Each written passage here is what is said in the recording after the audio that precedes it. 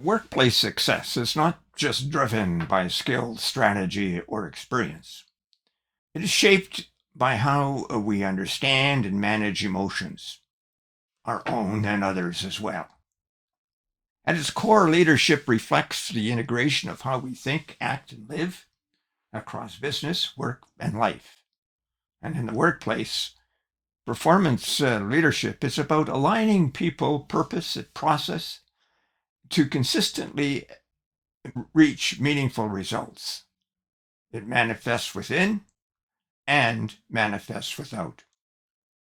Although this is a podcast that reflects leadership in the workplace, we're all leaders and we are called to lead whenever we can. Welcome to Coaching Talks, folks. I'm Richard Fontenay, and I'm glad that you have landed here. In this episode, we'll explore how emotional intelligence drives workplace success and how you can apply it in practical and everyday situations.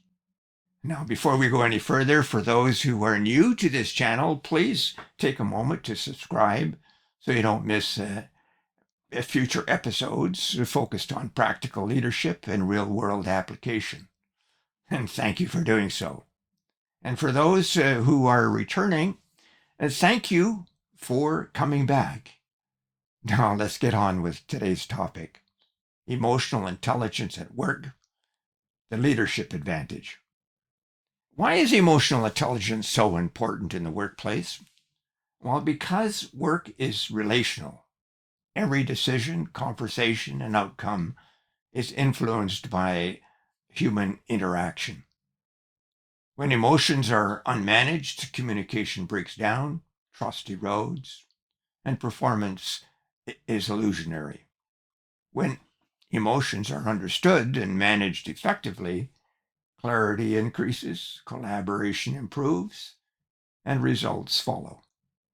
Now, many of you know that I give 5 strategies at every podcast. And today we'll outline those strategies that impact emotional intelligence. Let's begin with the first leadership strategy: self-awareness.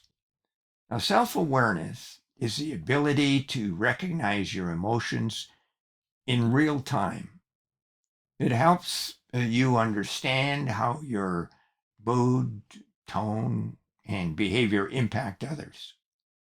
Imagine entering a meeting feeling frustrated with a previous conversation. Without awareness, that frustration can influence your tone and infect your entire team. And what happens is that it overcasts your thinking, presentation, and how you engaged others. With awareness, you can pause, reset, and choose a more constructive approach. The second strategy is self-management. Now, this is where awareness turns into action. It involves controlling impulsive reactions and responding with intention. In high-pressure environments, this is crucial.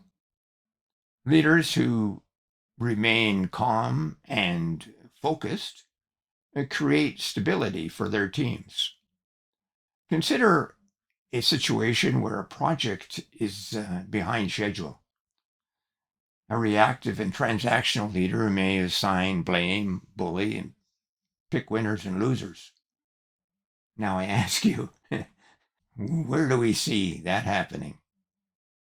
A composed leader focuses on solutions and supports the team in moving forward. And do you recognize leaders doing just that in today's environment? The third strategy is empathy.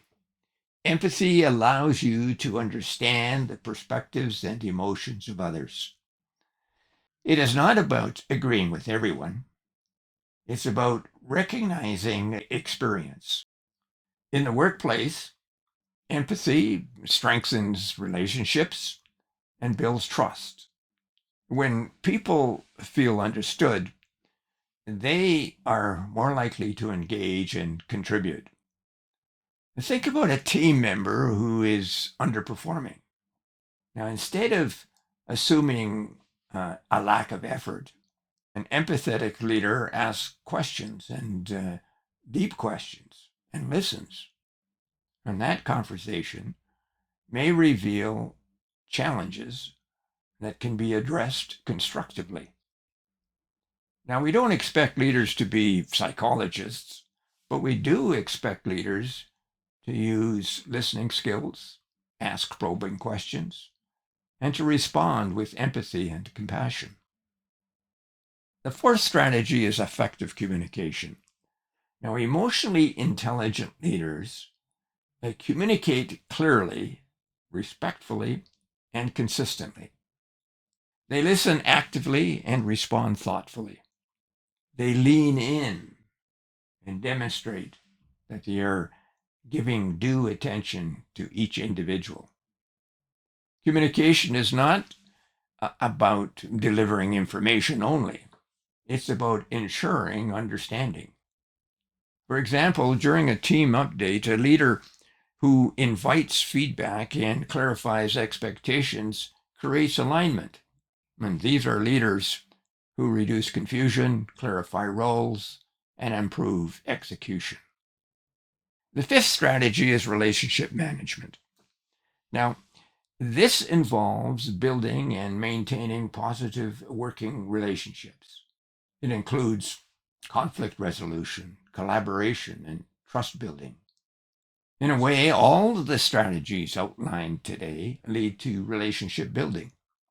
Strong relationships are the foundation of high-performing teams. Leaders create an environment where people feel safe to share ideas and take initiative. And that is a critical point. Leaders influence teams by providing safe workplaces where each member can actively participate and keep their dignity intact.